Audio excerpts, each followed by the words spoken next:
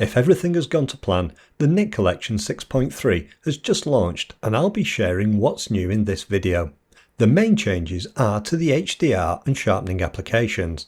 These have transitioned to the new user interface used by the other applications like Viveza and Color Efex Pro. This is great news because it adds features that DxO has been busy adding to these applications over the past few years.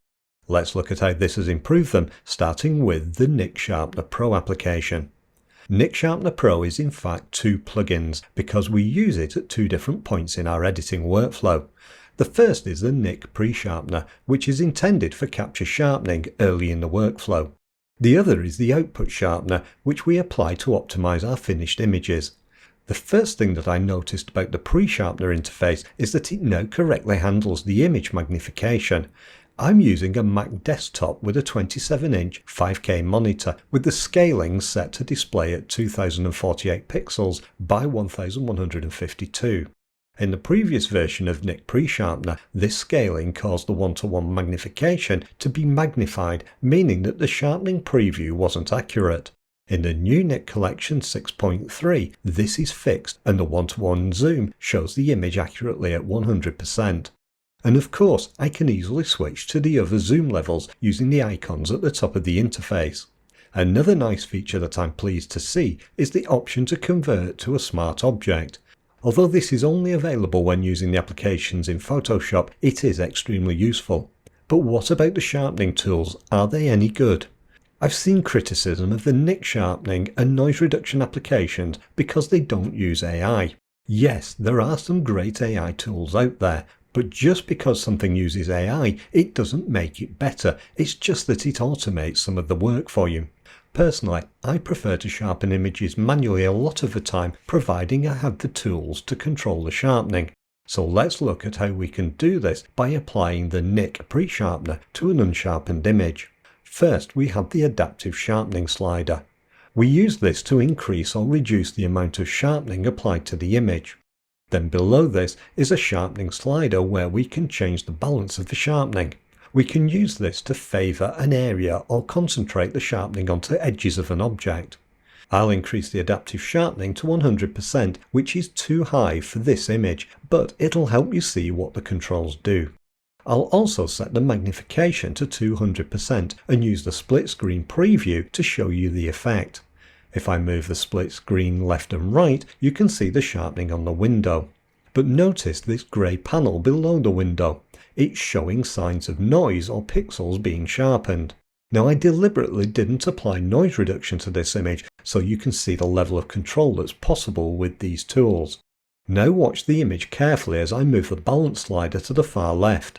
This causes every pixel to be sharpened, exaggerating the noise and texture in the image. But when I move the slider to the right to 100%, it's only applying the sharpening to the edges, so the noise isn't emphasized. For this image, a good level of sharpening seems to be around 80%, with the balance slider set to about 30%. These tools haven't changed from the previous version of Nik Pre-Sharpener, but they do provide effective sharpening. Remember, the objective at this stage of the editing workflow is to remove any softening from the image. We aren't trying to make it razor sharp. Now, not all of the areas of this image need the same level of sharpening. Using the features of the new interface, we can control the sharpening strength in different areas of the image. For example, I can add a control line to select the top part of the building. I can then use the luminance and chrominance sliders to control what's selected there. Using these, I can choose to sharpen the walls of the building, but apply less sharpening to the windows. The sharpening works well for this top part of the building now, but it's too strong elsewhere. So let's add a second control line to select the lower part of the building. As before, I can refine what's selected using the luminance and chrominance sliders. I can then reduce the level of sharpening applied to this selection using the opacity slider. To show what's happening, let's look at the entire image and switch to viewing the mask. Now you can see the mask created by the two control lines I've added using different opacity settings. Overall, this produces a well-sharpened image that's ready to work with. Now let's look at Nik HDR Efex, which is the other application which has transitioned to the new interface. Here I've opened 5 images in Photoshop from a recent shoot in the Peak District, but I haven't applied any adjustments to them. My first step is to merge the 5 exposures into a single image. If you check the Photoshop Nik Selective toolbar, you can see there are 2 HDR options. One is for tone mapping a single image, which we'll use shortly with the HDR image we're going to create. But to produce our HDR image, we need to use the merge option. When this launches, it automatically loads the open images in Photoshop. There's also an option to unselect individual images if you don't want to include them. Down at the bottom of the dialog, there's a new option to merge the images as a smart object, which is a nice feature to see. I'm not going to use this though for this video, but instead I'll click the Merge button. This opens all 5 images, displaying them as thumbnails which we can click to view that image. There's also an exposure estimate below each of the thumbnails. If I turn off the alignment correction and select the individual images, you can see how different they are.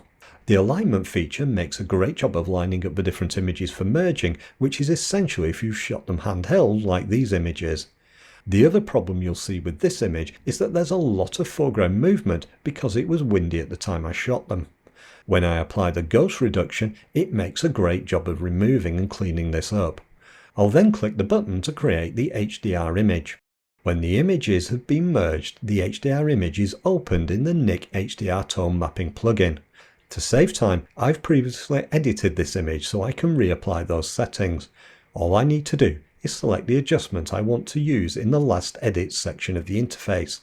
This is another new feature that was added to the Nik Collection 6 and which becomes available with the new interface, as do the other selection tools and controls that we looked at in the Nik Pre-Sharpener example. After producing a finished image, I'll typically save it as a master file. Then when I want to produce a print or share an image on Instagram, I'll use a copy of the master file. It's then time to use the new Nik Output Sharpener, which has also transitioned to the new interface and so inherits all the features that we've been looking at.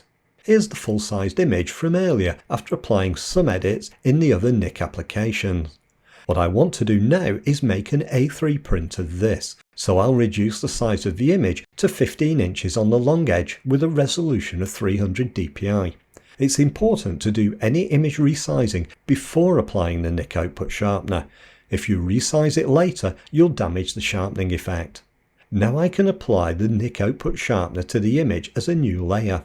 A nice feature of the new interface is that I can create presets of sharpening settings that I use a lot. These then appear as thumbnails on the left of the interface. If I click the thumbnail, it applies those settings to my image. And this for me is what makes the Nik Output Sharpener so useful. I can quickly apply print sharpening settings that account for important factors like the printer resolution, type of paper used, and the viewing distance of the print.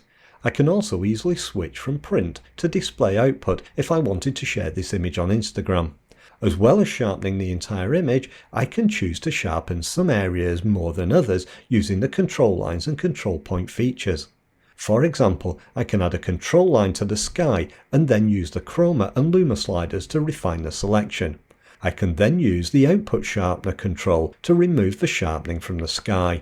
If I zoom to 200% magnification, you can see how this fades the sharpening into the distance. But that's enough about sharpening because there are a few more points to highlight about the Nik Collection 6.3. Overall, it's great to see all the applications in the Nik Collection transitioning to the same interface design. It should ensure they continue to work as computer operating systems advance. It also allows them to benefit from the new features that DxO has been releasing in recent years. But there's another new feature that I haven't mentioned yet, which is the parallel installation. With this release, it becomes possible to have 2 different versions of the Nik Collection installed on the same computer. For example, the Nik Collection 5 and the Nik Collection 6.3 can coexist. This is good news for anyone who's held off installing the trial version of the Nik Collection for fear of it removing an old version.